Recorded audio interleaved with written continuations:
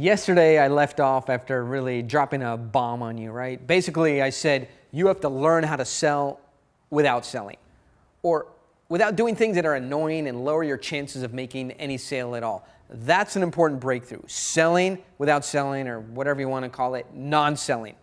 I hope you've had a chance to think about that because I want to talk about it more in this segment. Let's summarize where we are in the sequence of our pitch. First, you've avoided the basic traps that most people fall into, saying please and thank you and communicating neediness. Second, you've shared an idea and a perspective that establishes that you're a peer of the buyer.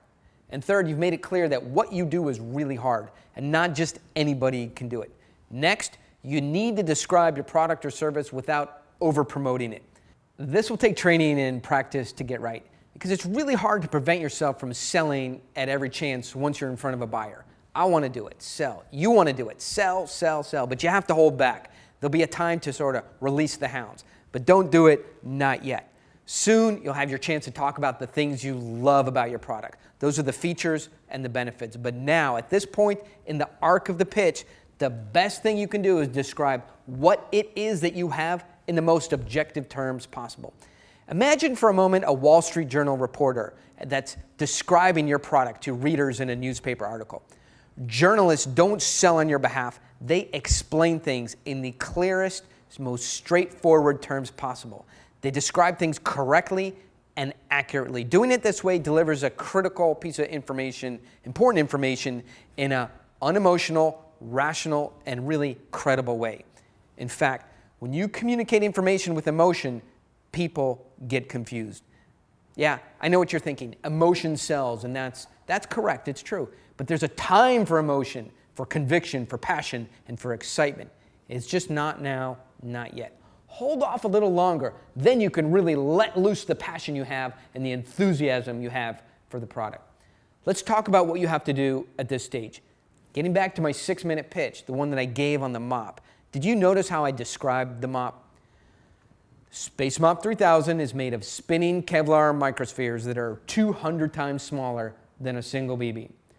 This hyper-advanced fabric was actually developed by scientists at NASA, and we figured out how to manufacture it affordably. Our Space Mop 3000 is as soft as cotton, 10 times more durable, and able to absorb 50 times its own weight in under 5 seconds, a considerable improvement on the last generation of mops. What I did was describe its key features and then some of its improvements, and objectively why it's better than some other options. There was no selling going on there.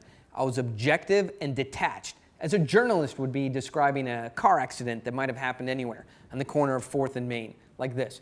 A truck carrying bacon hit a green Ford pickup carrying eggs, and the road was closed for 3 hours while residents went out and made an omelet.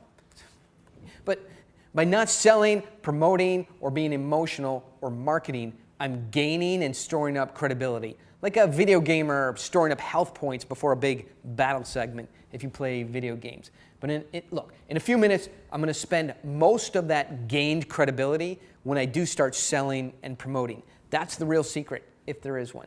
Gain lots of credibility and then spend most but not all of it while you're selling. Yeah, there's a lot of work to do before you get to sell your product in every situation, but it's worth it.